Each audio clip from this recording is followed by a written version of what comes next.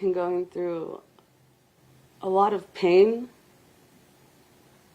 not knowing, and it's anger. Today we're hearing from the mother of Samuel Olson for the first time since someone has been charged with murder in his death. His father's girlfriend, Teresa Balboa, is now charged with capital murder. Olson's mother says although she's glad about the charges, she wants more justice. Honestly, I was waiting so long to get my son back. This isn't how I wanted to celebrate him coming back. A devastated Sarah Olson appeared before reporters to thank everyone for their prayers and efforts to get justice for her son Samuel Olson. Teresa Balboa, who was the girlfriend of the boy's father, has been charged with murder. Balboa was already in custody, charged with tampering with a corpse. I have no words for her.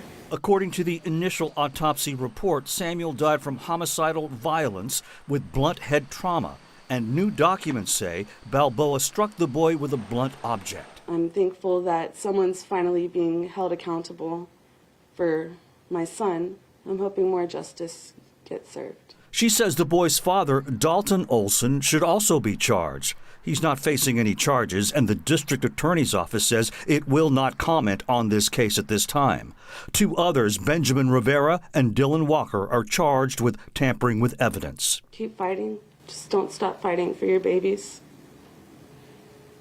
Do whatever it takes. Just make sure they're safe. She says a private service for Samuel will be held tomorrow.